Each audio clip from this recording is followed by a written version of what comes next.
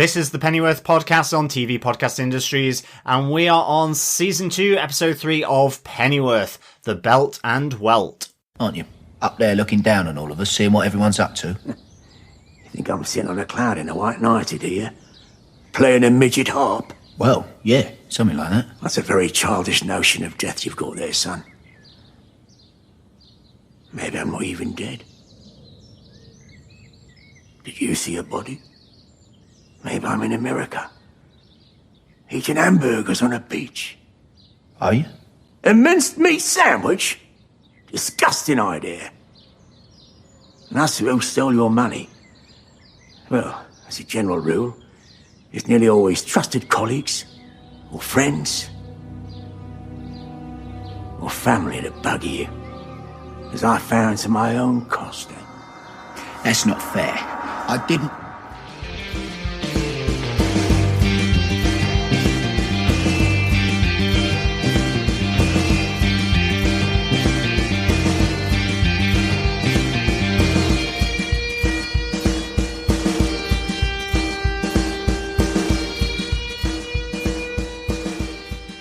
Welcome back, fellow governors. This is the Pennyworth podcast, and we are on episode 3 of season 2, the Belt and Welt. I am one of your hosts, John. I'm one of your other hosts, Derek. Or your other host, Derek. There's only two of us in this show. Exactly. I keep forgetting there's only two of us that do We are a Pennyworth. couplet. Yes, we are.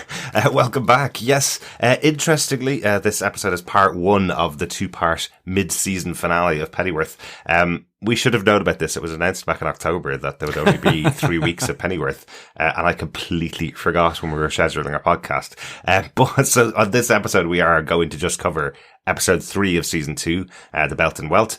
We've been good enough not to watch episode 4, so in all of our speculation that might come out of this episode, we haven't seen episode 4. So whatever way you're watching the show, we won't spoil what happens in episode 4 because we don't know right now.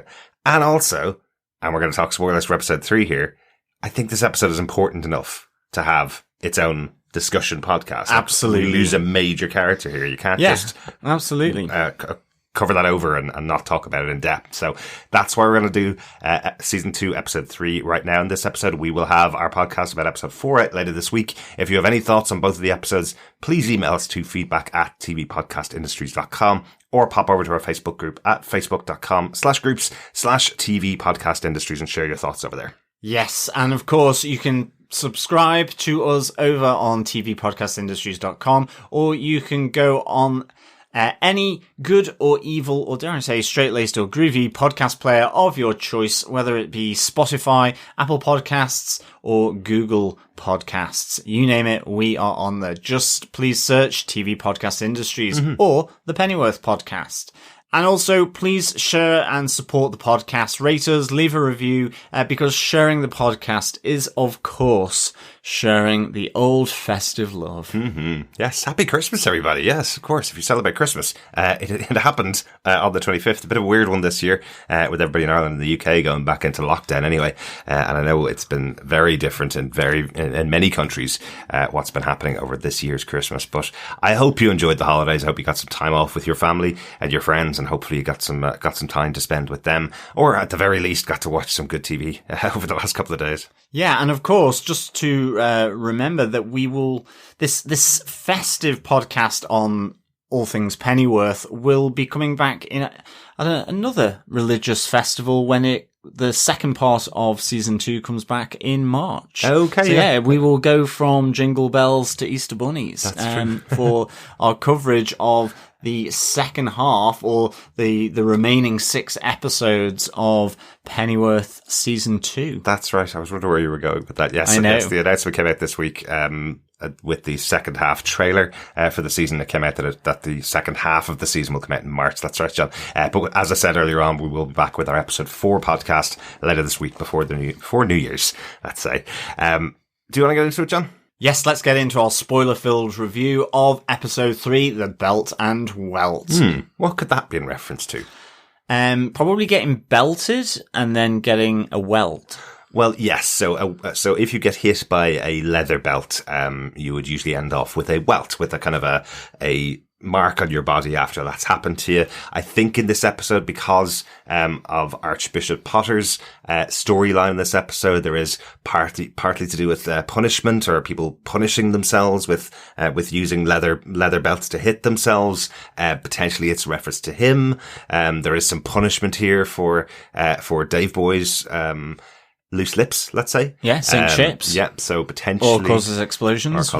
Yeah. Exactly. So potentially it's something it's to do with that. But once again, we do have episode titles this season, as we mentioned, something that we're enjoying exploring what they could possibly be a reference to. This episode wasn't actually written by Bruno Heller, the showrunner, who wrote the first 2 episodes. The episode was written by Jimmy Dowdall. He's worked on a lot of shows in the UK, including Shameless. I think he had 4 or 5 episodes, but he worked on the show for years. A pretty massive show, and I think it's on its 13th season of the remake, the US version of Shameless as well. So very long running show in the US and in the UK. Yeah, exactly. Originally starting off in the UK on a council estate in Manchester. That's right. Yeah, pretty much spent all the time on the council estate in Manchester. Well, yeah, absolutely. But yes, Jimmy comes over to us. Lots of nice little bits of humour in here. So I wonder if him coming on board brought some of the humour to this show as well. The episode was directed by Rob Bailey. We've talked about Rob Bailey so many times. He's worked on so much stuff with Bruno Heller and Danny Cannon, including Gotham, where he directed 11 episodes of that show. These episodes included The Turning Point for Gotham, which was Penguin's Umbrella, which was season 1, episode 7. That was John, a big one. you remember that, where kind of the audience has started to trail off thinking this is just going to be another show, and then suddenly you get this. Yeah, that was a turn. big episode. And in some ways then I think it's right that Rob Bailey got this episode, because let's just say, as we've been calling the 3 lads, the boys, the gang of Dave Boy, Bazza and Alfie, then big repercussions for these 3 in this episode. Yeah, big episode to be directing. Rob Bailey also directed the finale of Gotham, season 5, episode 12, the final ever episode of Gotham as well. So trusted hands for Danny Cannon and Bruno Heller. This is the 3rd episode of Pennyworth he also directed. We've talked about him last season when he directed episode 5 and episode 9 of season 1. Yeah, so he's a real collaborator with Danny Cannon and Bruno Heller, for sure. And I love his work. I love his work on these shows as well. Really, really good. John, do you want to tell us what they gave us with your synopsis for the episode? Sure. A bomb explodes on Micklewhite Avenue outside the Pennyworth house. While Alfie gets a visitation from his late father, his mom helps a wounded girl back to health and rediscovers her purpose in life. Meanwhile, Alistair Crowley's manipulation of Prime Minister Archbishop Potter is complete, as the holy man is captured in a compromising position with multiple sexual partners. Misses. Potter takes his own life, leaving the way clear, as planned by the CIA. Bet Sykes finally makes contact with an appreciative Lord Harwood, who arranges for her retrieval, but Francis Gaunt is concerned that Bet's uncontrollable nature puts the Raven Union's cause at risk. Following the crushing loss of their travel fund, Alfie falsely accuses Captain Gulliver Troy of betraying them, but Gully offers the boys a job to make back their lost earnings. Back at Delaney's, Dave Boy realises that his drinking has caused their problems. After bragging about their windfall to another group of drinkers at the bar, the nefarious group concocted their extortion plan. When Bazza, Dave Boy and Alfie confront the thieves, it all gets out of hand and costs Bazza his life in an accidental explosion. Will Dave Boy recover from his part in the death of his best friend? That is the big question I have at the end of this episode. This is a shocking death for Baz. I think probably because the show really has built up this idea of the Raven Union versus the English League, with Alfie and the boys kind of somewhere in the middle, kind of running different missions and different operations going on. Losing one of your main 3 characters on the good side, I suppose, on your protagonist side, let's say, like Bazza, in this episode, the way that he's lost to some guys that just robbed some money off them, and it's an accidental explosion to kill him. You know, in season 1, we saw Esme Winnicus, Alfie's partner, dying, and him kind of going on a revenge path for the whole season. This time, there's nobody to go and take revenge out on for Alfie. This is all the fault of Dave Boy and his drinking, right? So I think that's where we're going to start, is talking about Alfie and the boys. But that's kind of where I'm sitting right now. What's going to happen with Dave Boy? Because he knows this was all caused by him, and it's all an accident that gets Bazza killed. Yeah, I mean, look, at the end of the day, it's the death of Bazza. For me, this is a really sad day. Loved Bazza. He was the cool, level, chilled, one of the three. Yeah. You know, he had the plan. He was always kind of getting the job done. You know, you had Dave Boy's wild drinking. You had him effectively, you know, being the one that could undermine their particular operational mission at the time. And I think Bazza was that steady ship for Alfie. Yeah. And seeing him go, it's really sad day, I think. It's a massive moment for the series, I think, to be honest. Yeah. Breaking up effectively with the death of Bazza, Alfie and his two boys. And I think that, you know, you know, part of me is like, wow, they did that. That's really good. It's really sad that Bazza, you know, I really like the character. Yeah. But at the same time, I would have loved for these three to have kept going, or at least, you know, maybe towards the end of this season.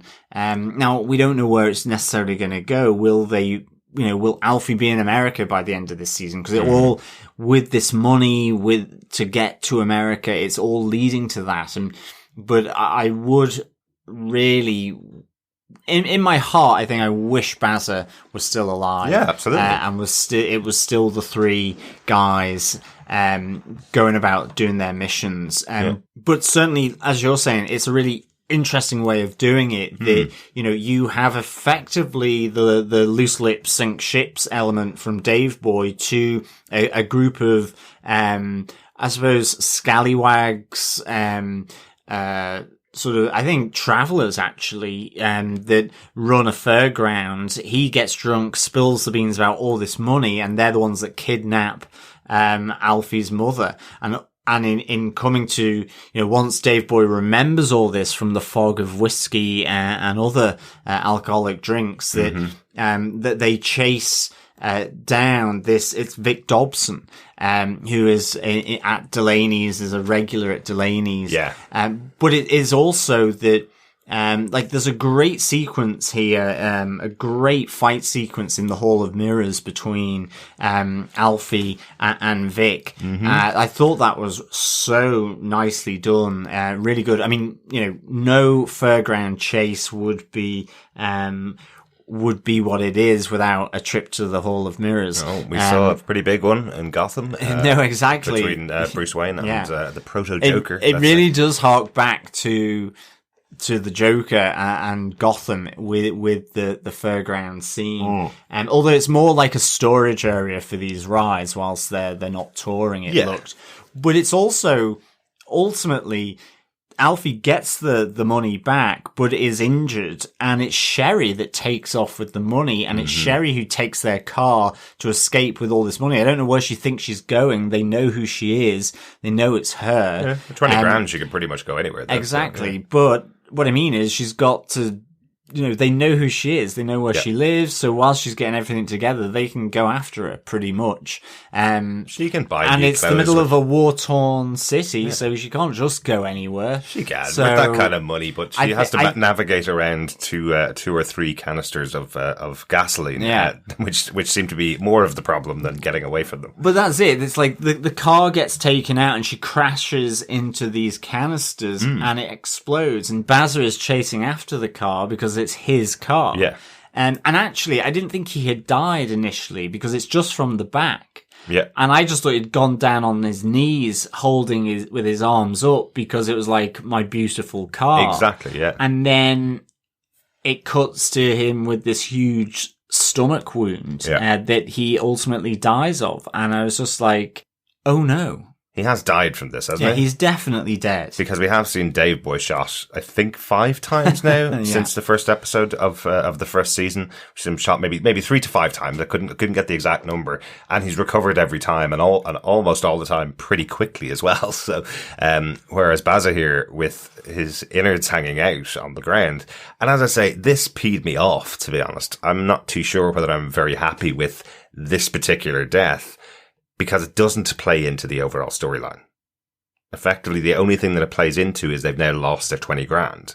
It doesn't play into the storyline of what's happening in England. It doesn't play into the battle between the good and evil that Alfie's caught up in between. It just plays into... It's randomers in a bar exactly. have done a heist on Alfie, and Bazza is the collateral damage of that. It doesn't even feed into the fact that maybe Gully, we see Alfie thinking it's actually Gully and his team. We said that last week as well, last episode. But maybe it is. Maybe he's just boxing clever that he got the people in the bar to have that conversation. I mean, I'm just saying, like, even if it were to be something connected with Gully, like Gully put Vic up to it.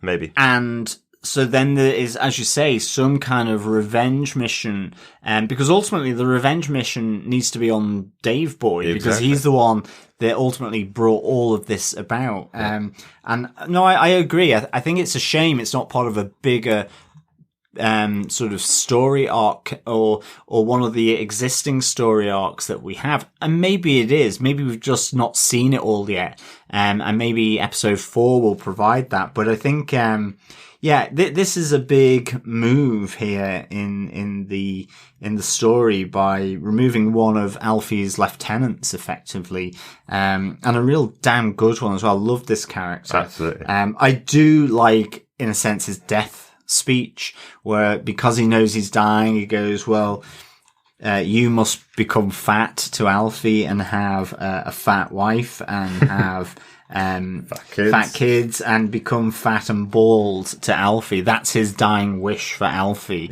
is that if you're going to get to America, well then I want you to kind of look ugly in the beautiful world, that is America. I think Dave Boy just needs to brush his teeth to probably get the whiff of alcohol off his breath. You need to brush your teeth more and tell Doris Day ... Yeah. Yes, exactly. Yeah, he dies on his final speech to Dave Boy.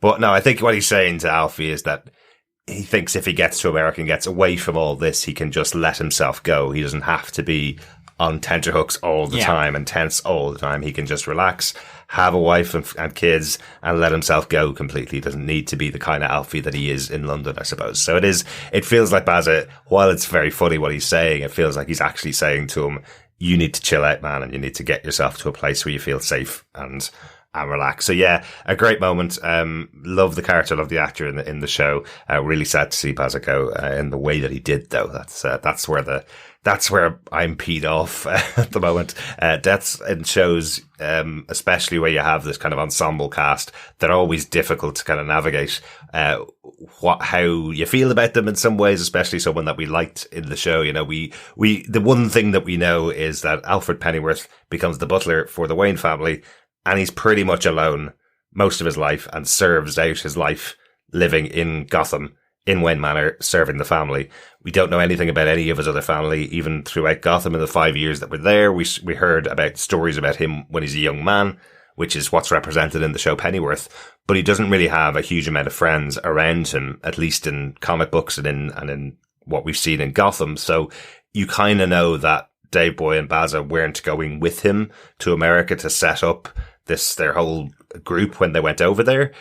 But to have Bazza taken away like this at this time in the show is a real surprise, I think. Yeah. I think so. Like, even if it was on a proper mission, you could see that really kind of connecting in, and I suspect it would make it even more meaningful. But this was a big shock. Maybe that's the trope. Day. Yeah, maybe that's the trope they were trying to avoid. But I think because we've had so many big missions where Dave Boy has gotten shot in pretty bad situations and has survived, it feels even worse that we've got the one place where Bazza gets killed. It's something that doesn't really mean that much. It's just money. And they've lost the 20,000 that went up in the fireball, as well as Sherry. They've lost a waitress at Delaney's bar. Is that why it was so explosive? Because Sherry's flammable. Is that why? Well, she may have had a few bottles of something with her on her, just to, her sort of superhero juice. She did work at a bar, and you do spill a lot when you work in a bar. I know when I've worked at a bar, I've come out smelling of alcohol quite significantly. So maybe that was it as well. Well, that's it. I mean, it even feels as though because Sherry went with them because she knew where he was? Yeah. Was she in on it in some way? Remember, or, the reason why they found out is because Vic Dobson bought the 500 quid ring for her. Yeah. So as an engagement gift. So yes, she was definitely in it. This is the person that she was going to marry, basically. So yeah. Now that was the kind of bone of contention. Dave Boy kind of feels like he should have been with Sherry. So, but she has accepted the ring from Vic Dobson, so she's become engaged to him, I guess. But yeah, an interesting one. Yeah, I guess we won't know much more about Sherry in the future. And we don't really know if this is going to play into the overall story. Well, I certainly think that's what I'm really interested to see in episode 4. Maybe some of the later episodes is, how to create some more meaning of this death of Bazza. Yeah. And also just to see I suppose the mournfulness of Alfie and Dave Boy, in respect to Bazza's death. As I say, I'm still intrigued whether Gully had something to do with it, even though he actually swears blindly that he didn't. But, it was just that cold welcome from Gully's men when he turns up at this garage where they have their base. You're kind of just going, well, okay, Gully can put on a face and hide what he's thinking, but it really looked like his gang, his group, couldn't. Like, they were really eyeing them suspiciously. Like, remember, this is a secret hideout. The only way that Alfie got the details of where Gully is, even though he knows him, is by going to his wife, and his wife shared the information, So there's also a little bit of tension created there, possibly, given that his wife has given directions to Alfie to go and see Gully. This is supposed to be their secret hideout, so potentially some more there with Gully's wife in future, as to how Alfred got the information out of her. So, yeah. So, do you think that's it on Alfie and the boys for this episode, John? I think it is. R.I.P. Bazza. Yeah, absolutely. The only thing probably we haven't mentioned about the Alfie side of the story, really, and I don't know whether this fits in with any of our other points, but it's just about Alfie's mom. We finally get her first name, which is amazing that we've gone through almost 2 seasons and we haven't heard her first name is Mary, so it's Mary Pennyworth. And that we had that amazing opening sequence on their street, effectively, as she's outside and the bombs start to drop. We see the bells of St. Paul's ringing out as a bomb explodes inside the cathedral. Crashing out. Crashing out. Actually, that whole mortar assault on the City of London, that was pretty epic. Wasn't it? I thought that was really so well done. I loved the visual. Once again, Kosef VFX, who've been doing all of the work with Bruno Heller and Danny Cannon right back to Gotham, pulling out all the stops to create this kind of world of London and see what it's like in the 60s of this DC world with explosions going on. Like I thought this was going to be an all-on Raven Union attack. Now it was just sort of the day-to-day mortar bombardment to weaken the positions, weaken morale and all this kind of stuff. But I mean, if they're doing a shot like that at the opening of episode 3, when the Union Army, the Raven Union Army does kind of begin to, jackboot it into London, I really hope they do a great wide shot, because that mortar hitting the dome of St. Paul's Cathedral, you just hear the kind of clang of the bells as they're taken out. It was really, really nicely Absolutely. done. And just for our foreign listeners, for our American listeners, John, St. Paul's Cathedral is most well known because it's primarily for the wedding of Prince Charles and Diana back in the 80s. Yes. Like, normally it would be in Westminster Abbey. I think a few of them have had it in the chapel at Windsor Castle, but Charles and Diana selected St. Paul's for their wedding rather than Westminster Abbey, where also you have the coronation of the monarch as well. So a very famous cathedral in London. It's just really weird that we're talking about Diana and Prince Charles there, because again, Esme from season 1 of Pennyworth, the actress who played Esme, is currently playing Diana in The Crown exactly. on Netflix. It's modelled on St. Peter's in the Vatican. St. Paul's is, and not the Crown. and like, it was built by Sir Christopher Wren, I think after the Great Fire of London when the original cathedral there was burnt down. So they did this, huge, edifice. But there's a great, if you're able ever to go there in the dome, they have, it's called the Whispering, Gallery, because you can be on either side of the dome and you just whisper to the left and you pick up what the other people are saying on the other side. So you hear all manner of crazy stuff, in that, cathedral. Excellent. Not anymore. Not in the world of Pennyworth. Unfortunately. Well, you can socially distance as well. At least you could just stand there and talk with like whatever that span is, but it's more than 2 meters. That's true. But again, not in the world of Pennyworth. It no longer exists because it has been blown out of the water. But very interesting, John. Listeners, I did just have to point out to John when he was describing the whispering wall that he can't whisper when he's on mic, or else you can't hear him. That's true. No, don't do it. Don't do it. Let's get on to the Raven Union, our second kind of major section for our Pennyworth discussions, I suppose. And really what's going on in here is Bette Sykes finally getting in contact with Lord Harwood. Yeah, finally. After, as she says, being chased by Rozzers all over the Midlands because of what she did to a superior officer, her and Catherine finally, after being on that run, find a safe harbour in one of Catherine's former lecturers, Dorian Burbank, who's an artist and lecturer and teacher. Yeah. I think Bette has issues here with the artistry that he does, thinking it's all of women. So he must be a bit like a Peeping Tom or a Lech. That he's only painting these women, in order to get a good look, basically. Right. And so she's really not that, she's not too welcoming of Dorian Burbank at all. Well, there is also that thing with Bette always, that there's a jealousy of her, of anybody else that gets in her way to what she wants. And in here, we kind of feel like we hear it specifically from Catherine that while Bette scares her, she knows that Bette wants to be her friend. So she thinks the easiest way to not get killed by Bette, basically, is to keep being her friend.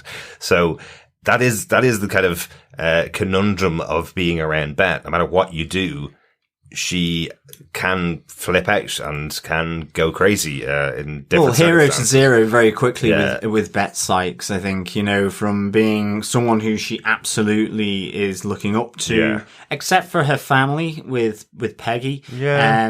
Peggy knows how to deal with her, you know, or it's, I'm going to kill you, basically. There's really not a lot of grey areas with Bette Sykes. Like even last season, we saw her with the Queen, thinking the Queen was cheating at a family board game, basically. So, exactly. Nobody is beyond her scope. But you kind of see it with Bette. She is interested in art. You kind of heard that when she met Catherine first. I think she likes the freedom. I think I mentioned this in episode 1. She likes the freedom of somebody that could be focusing on art with everything else going on in the world. So she's kind of attracted to Catherine because of that, because she's a free person that is focused on art. And we do see in this episode confirmation that Catherine is an artist, because we see her making her first drawing of Bette. Which is really good. We see that she is actually an artist, She hasn't been lying the whole time. No, exactly. So, or she could be a resistance fighter who's also an artist, of course. But, but it ultimately gets lost on Bette. She doesn't see it because the Union police have arrived at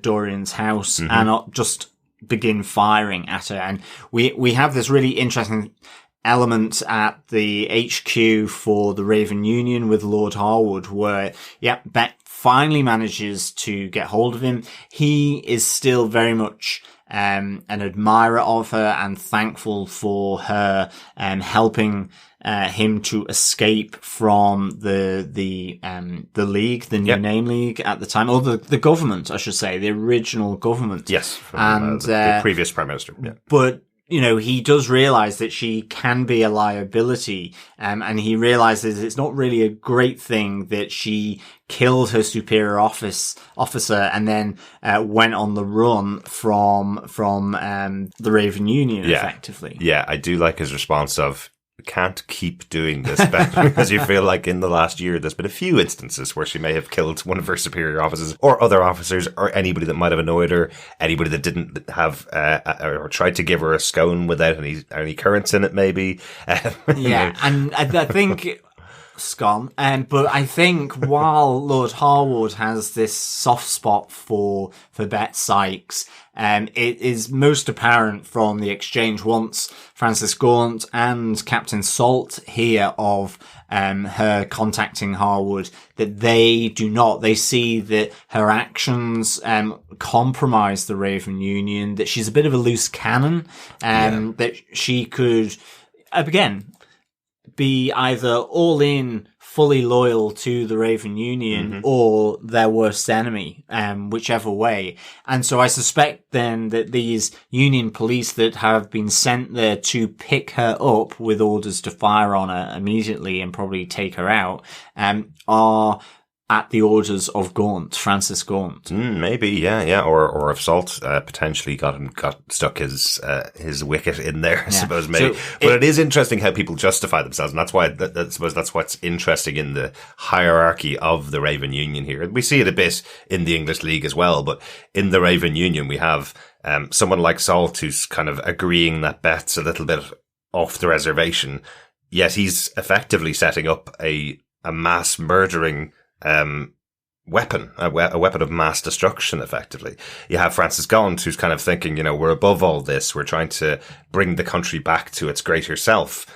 But again, they've been running around killing people all across the country and taking over land and bombing major cities. She seems to be okay with that, but Bet's a step too far because she killed one person, that kind of way, Well, and then we have the third element, obviously, with Lord Harwood, who is completely respectful of the fact that without Bet, he would not be alive today. Exactly. So there are the kind of three elements in there. Salt, obviously, at a lower level, he isn't involved in the leadership of this party, but potentially he could be siding with Gaunt against Harwood, or of course Harwood and Salt could be working together on Project Stormcloud and go back against Gaunt, and how she manages. Yeah, it's an interesting one where Salt is in this, because you definitely get the impression that, like Frances Gaunt, he sees Bet as unstable. Yeah. Yet I wouldn't have put those two as together, as working together then to get Bet Sykes. And so maybe this is an underhand play by Salt to appear as though he's working with Gaunt or agreeing with her that Bet Sykes is too unstable to be in or have the ear of that Lord Harwood, but ultimately will then betray her when and if Lord Harwood hears of this attack. I mean, the other thing is what Bet thinks of this. Does she feel that it is Lord Harwood? So that's it. It's, for her, Lord Harwood is now the enemy, is dead. Is it that he has sent these police around to kill her and fire on her, because she effectively hightails it out of the safe house with Catherine in tow? So she's going to feel betrayed here, and will she pin that on Lord Harwood? Maybe. And, this is kind of an interesting little fallout piece that will happen with Lord Harwood and the Raven Union upper command, I reckon. Yeah, absolutely. It'd be interesting stuff. Let's go on to our final section about the English League. I think that's it for the Raven Union from this episode. Mostly focused on Alfie and the boys a lot of this episode. So the English League side of it really is about what's going on with Prime Minister Archbishop Potter as one of the leaders of the English League. Even though it's not to do with anything to do with the Raven Union, this is a plan from the CIA to take them down. We see Aleister Crowley's temptations have worked on the Prime Minister. Maybe. I'm not convinced here. I'm not too sure because of how it plays out. You see some kind of looks from Archbishop Potter when Aleister Crowley's saying to him, I want you to come and meet my friends and talk them off the ledge like you've talked me off the ledge, kind of thing. You see some little looks from Archbishop Potter, and I'm not sure whether to read that he is really interested in maybe finding some of the more titillating sides and the temptations that Aleister Crowley is able to bring to him. I'm not sure whether that's a definite thing, or whether this is simply that Crowley has perverted him in some way with drugs or drink and gotten the photograph out of it, because we didn't see anything in the lead up to it. We saw him going to meet his friends, and then we see him waking up surrounded by all the naked bodies of men and women, that he potentially had some kind of, relationship with, some or all of them. Well, that's it. I guess with what happened with Thomas Wayne in season 1, where he was effectively drugged with an hallucinogen, Martha. So this could have been a similar thing that transpires for Archbishop Potter. Now we don't see any of it, but I guess that's the way that Crowley operates, and would have gotten Archbishop Potter to be compliant to either partake or effectively just to drug him to then lay the diaspora of naked bodies around him for the friendly, photograph right at the end. But that's what I'm wondering, whether it's compliant or complicit, I suppose. It doesn't matter. Two very different things. It's the photograph is all important, which, you have the moment where Francis Gaunt is saying, he was a nice man, but effectively there's no leadership here with the English League. Will it be the Queen or will it be John Ripper that will ultimately take Potter's place as the leader and Prime Minister of the English League? Or Inspector Aziz, maybe? Or Inspector Aziz. Yeah. But I think the interesting thing here is it does go pretty dark. It's not like he just resigns and then becomes a recluse in the church, atoning for his perceived sins with this orgy, real or not. But instead, it shows him committing suicide. Which, takes it to a really dark place here. And I think that's one of the good things about Pennyworth, is that actually there's an awful lot of darkness in this. That's mixed in. And I think it really packs an oomph, because it does straddle a nice line between, the weird, wonderful, crazy, funny, dark funny, or darkly funny, I should say. And then just, this moment with Potter taking his own life because of, the complete, trashing of his position, his reputation, whether for real or not. And I think the other great thing that comes out of this is right at the start of this episode, we have a little conversation between Martha and Alfie, which is really nice. And Alfie effectively lets her know that Alistair Crowley was in Delaney's with Thomas Wayne. And so she knows this, and then Martha, with the death of Archbishop Potter, learns of Crowley's involvement there in Potter's disgrace and ultimate suicide, and confronts Thomas Wayne there with a slap. That's right. Knowing that he has been put up to this by the CIA, and that, effectively, in no uncertain terms, makes it quite clear to Thomas Wayne that he has led to the death of this actually nice man. Yeah. Which is another nice little complication here that's been brought in. Yeah, absolutely. And again, it just makes me wonder, because I do want to know really just about this character of Archbishop Potter.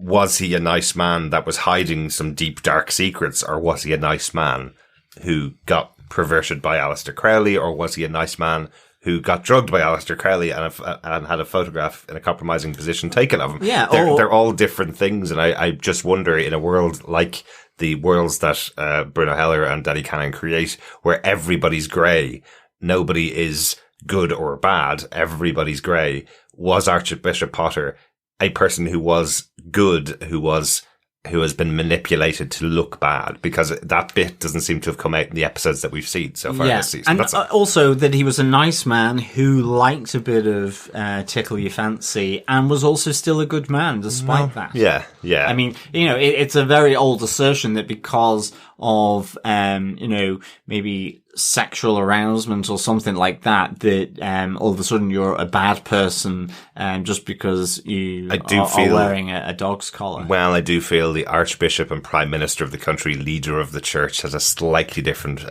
benchmark that has to be set for them as to who they are in their private and public lives. I think that's kind of what I wanted to know. Was there something in his private life that he hid, Or was this simply, he didn't have a private life that he was hiding because he is as good as he's supposed to be for this role?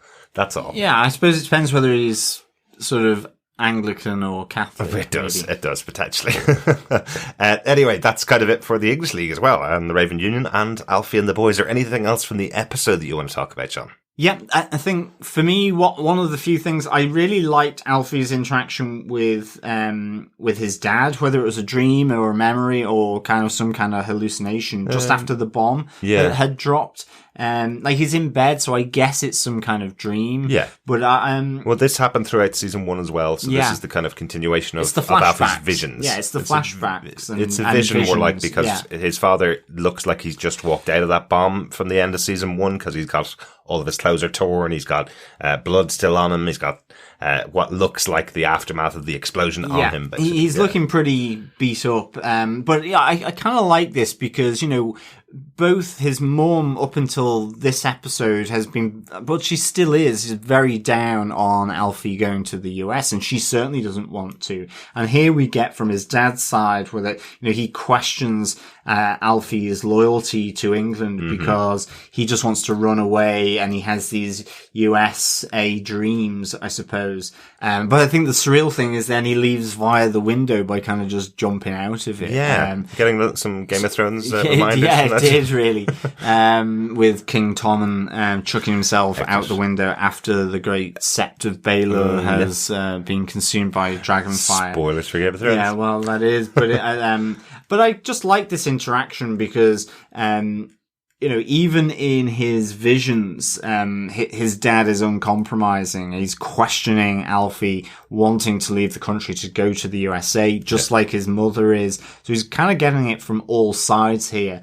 Although, you know, Mary Pennyworth, after helping this child that had been injured in that opening mortar attack of this episode, she seems more at peace with what she's doing in London and her role. And so, you know, she can see how she wants to remain and be a part of the life in London, even if Alfie does decide to go to the US. Exactly. I have it written as she finds her purpose finally. Yeah, exactly. Because she's been listless, she's been lost since Mr. Pennyworth died or was killed. I want to just kind of extrapolate it out a little bit, because we have Mr. Pennyworth there, representative of the Raven League in the past, so he was a part of that group. He believed in their goals, he believed in what they thought, so much so that he was willing to kill himself, commit suicide as a suicide bomber to take out some of the leadership of, at the time, the No Name League. I'm wondering whether this episode is setting up that Mary might join the English League to help out the wounded, because the attack on London was from the Raven Union. And she is saving people in London who have been injured by their attack. So I'm wondering if this is setting Mary up as being part of the English League. Like it's really interesting, you know, seeing how the story is setting up in Pennyworth, who's the good guys and who's the bad guys, you know, like especially because Alfie's father himself was a member of the Raven Union, believing, you know, British first, go back from monarchy, back away from the church and back away from monarchy, take it back to the people, take it back to the unionization of England, effectively, for the middle class and for the workers of the UK. And now you have possibly his mother going on the other side. It seems like the Raven Union seems to have much more of the traditional DC type villains associated with it, with Harwood and with Beth being associated with the Raven Union. But it seems like the English League are useless. Yeah, it really does. I mean, I'm surprised they've held out for this long, to be honest. And now with that vacuum, with the death of and suicide of Potter, you're just kind of like going, who is going to fill this void? Yeah. You know, at this moment, I would say Martha would be the best bet because she seems to be the most like astute and capable of any of them. But I think John Ripper has plans there to become the Prime Minister. Potentially. Yeah. And we don't know what his other plans would involve as well. But just some interesting stuff to speculate on. I've got a few notes for this episode because we do need to go back to translating some of the words that are used on Pennyworth, I think, again, John, because you may miss what they are. Beth says she's being chased down by the Rozzers. Yes. Yeah, Rozzers is another term all for across police. the Midlands. Yeah. Yeah, Rozzers is a term for police. The name, I just found it interesting where the name came from, because I always wondered. It is something I have heard quite a bit, but we hear other names for the police service in the UK. This name possibly came as a play on the founder of the London Metropolitan Police, who was Sir Robert Peel.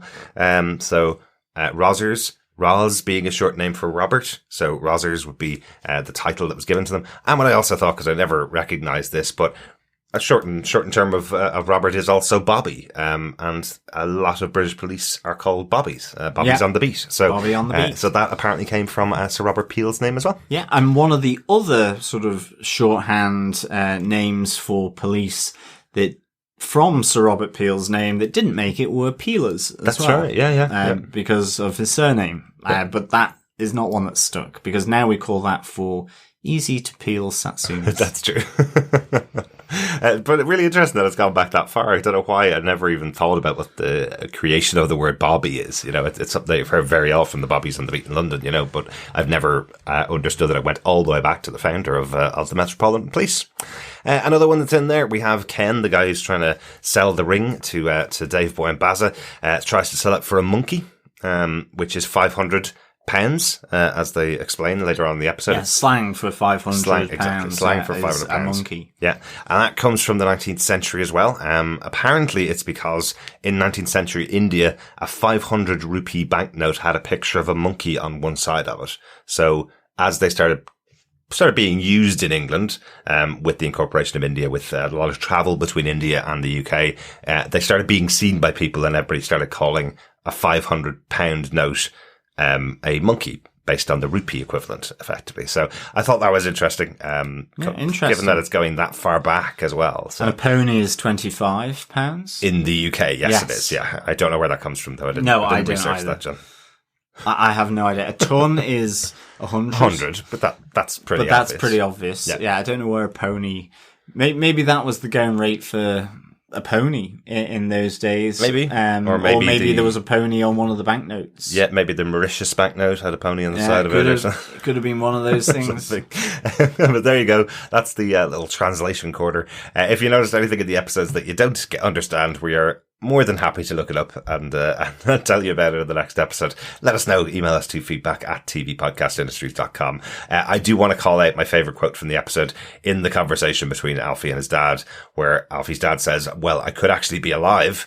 Just because I'm visiting you in your sleep doesn't mean I'm dead. I could actually be over in America right now, eating hamburgers on the beach. And then he flips it round going, but why would I want a minced meat sandwich? I know. Have you ever thought of a hamburger as a minced meat sandwich, John? No. That's basically what it is. But it is, yeah, exactly. I like it. I like it a lot. John, any other notes or quotes from the episode? No, not from me. Well, how would you rate it? To be honest, I would give this 4 minced meat sandwiches out of 5. Okay. I thought this was a really good episode. Mm-hmm. I thought there was a lot to it. And I mean, of course, just with the death of Baza being taken out by flying shrapnel from the car exploding. You know, he's been central character of Alfie's team since episode 1 of season 1. Really enjoyed this character, along with Dave Boy. And I'm really sad to see him go from the show and from being part of that team. And I really wish, you know, whilst I do wish they had kept him round for longer towards the end of the season, or just not killed him off. I think it's, you know, a really big plot change here, and I hope that it has meaning moving forward in episode 4 and beyond, whether that is to do with just the fallout personally on the death with Alfie and Dave Boy, or whether it's because, you know, a bigger plot line is exposed here than what we just simply see in this episode, around, you know, loose talk in a pub when you're drunk. Exactly. That it is somehow connected to Gully, possibly. Is it even more connected to the Raven Union or something else? So I think that's still to be seen, just to really pack some more oomph behind the death of Baza here in this episode. But I know what you mean, because right now it just feels like this could change part of the fundamental makeup of the show by losing someone like Baza, who's you're level-headed member of this 3-person team. Does it change some of the interesting stuff that's going on in the show? You know, like it feels like there's, as we said, it feels like there's no particular reason for this that would carry on other than to give Dave Boy a storyline. And there's no problem with that. Of course, you have to give all your characters a storyline, but it feels like because it's not connected to anything else, that it's a kind of a waste to lose a major character on this side, rather than maybe, you know, losing him in the bombing of London and giving Alfie a position to take against the Raven Union. Right now, it doesn't change anything about where Alfie sits. He sits across everything. And the death of Baza is because of what happened to Dave Boy. So, it changes the dynamic, because Baza was Alfie's sounding board. He was the reasonable one that could give him the advice or the sounding board that Alfie needed. Dave Boy, he was never that for Alfie. Exactly. He was another, but he had a different function in that. And so he's lost that function. So it's how it moves forward, I think, it will be really interesting to see. I thought, Bet Sykes is always a little smaller amount of time in this episode, but, you know, interesting developments there with the attack on her, by, I suppose, from her point of view, Lord Harwood, but that slight sort of disagreement there, you know, or another one, it's the role of Bet Sykes in the Raven Union and her closeness to Lord Harwood, with her instability, but also, you know, we still have the Project Stormcloud that Gaunt and Harwood really don't see eye to eye. So, you know, this is another maybe fissure in that upper command. Absolutely. And also, again, the tension that's there in that scene with Bet Sykes, where you actually don't know. I genuinely thought there was going to be a moment when Catherine came back downstairs and her friend, her former lecturer, was going to be dead on the floor, strangled to death by Beth. Definitely. It feels like every moment she's in the presence of somebody new, you're going, will this person survive the episode or not? He doesn't survive the episode, but it's not, it is because of Beth as well, but not at her hand, let's say. She didn't want to kill him, or she didn't kill him herself, but yeah, there's always that tension when she's in a room with somebody. Is she going to kill them for some perceived slight kind of thing? So, really, really good. Love the character once again. I think some great setup here for Thomas and Martha, what with the death of Potter and Martha understanding Thomas's role in getting Crowley to do what he did. They're not trying to write a storyline of how these two get together. But I think that will come as the season progresses, and I think this is kind of laying the foundation a bit here. But will it? I don't know. I don't know. It doesn't look like that. But it feels like they're writing the story of how these two should never be together. Well, it certainly does seem that way. But, you know, again, we need to see Alfie with them. I suppose ultimately, with the death of Baza, it is probably the dissolving of that original 3-person team up to having this 3-person team up of Alfie, Thomas and Martha that develops in some way. So we kind of need to see that. So, you know, I'm really interested to see what comes from this. But I thought this was a really good episode, from the opening visuals of the mortar attack. I think some really nice work with Alfie's visions and with his dead father, but also with his mum, and of course everything else that I've just mentioned. So 4 minced meat sandwiches out of 5. Very good, very good. I do wonder now, since they've lost their 3rd member, I wonder if we will see Alfie and Dave Boy take Gully up on the job offer. I guess so, yeah. I guess that's where that leads to, because he's lost the money, as you say. Yeah, and Alfie's saying that he always wanted to lead himself. He said he'd never follow anybody else after he left the army. I wonder if this might change his mind. But we will see in the next episode.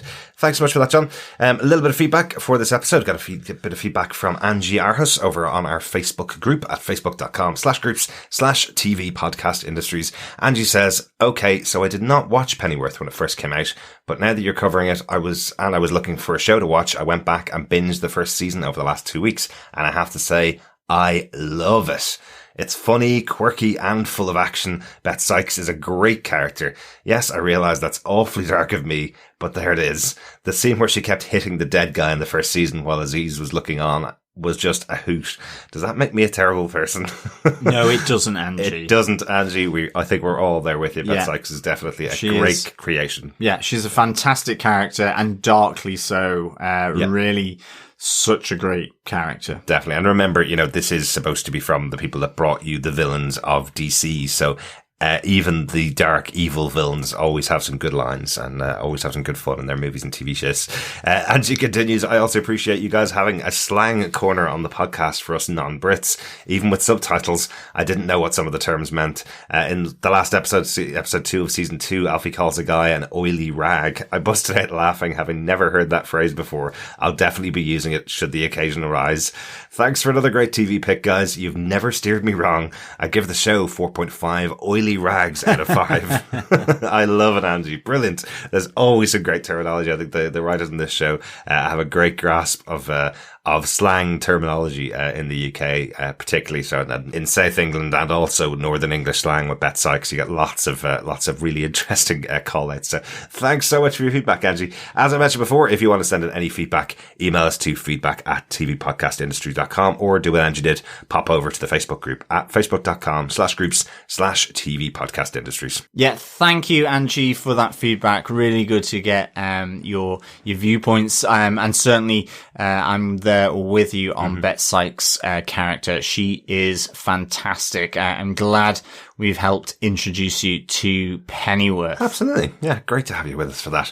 As we mentioned, episode 3 and 4 aired together on Epix as part of this mid-season finale. We will be back later this week with our thoughts on episode 4, The Hunted Fox. Pennyworth is on a break from now until next year. This is because of the break that was there in the UK for filming, just because of the lockdowns that were going on. They were able to get back to filming quite early, but as you know, with this show, there's so much work that goes into it, lots of special effects and lots of stuff to nail down. So while they have finished filming on the show, there is some production work to do. So they're taking a break. It's going to be off air until March. So we will be back later this week with episode 4, and then we'll be back in March as the season continues. Loads of other stuff going on, though. As you know, we've mentioned it before. Wonder Woman 1984 comes out in cinemas in the US on the 25th of December, which is just before you hear this episode. So if you have been able to go to the cinema and see Wonder Woman 1984, or if you've been able to watch it on HBO Max, check out our coverage of that movie of Wonder Woman 84 on tvpodcastindustries.com. We really enjoyed it. I had good fun going to the cinema for that. Really good fun. Before all the cinema shut down over here once again. We will also be back next month if you're looking for another comic book TV show. After we finish this half of Pennyworth, we'll be back in January with our coverage of WandaVision on Disney+. Yes, can't wait for that. The Marvel. Scarlet Witch, yes, and Marvel. Yeah. And of course, leading into Doctor Strange, the Multiverse of Madness. You just love saying Multiverse of Madness. Cannot wait. Yeah, absolutely. Thanks so much for joining us. We will talk to you again later in the week, I guess. Yeah, thanks so much, fellow governors. We will be on a short break until we come back with episode 4, The Hunted Fox. But as always, a pleasure speaking with you over this festive period on all things Pennyworth. Remember, keep watching, keep listening, and keep brushing those teeth. Nice. I'm off to get myself a mincemeat sandwich, John. Yummy. Bye. Pickles? Bye. Don't give up. You'll get to America in the end. This is just a small setback. Hey, promise me you won't give up. Promise. I swear on my mother's grave. I want to see you boys live in the sunshine somewhere. I want to see you get fat, Alfie. And rich. And bald. And have a fat wife. And lots of fat babies. Done, mate.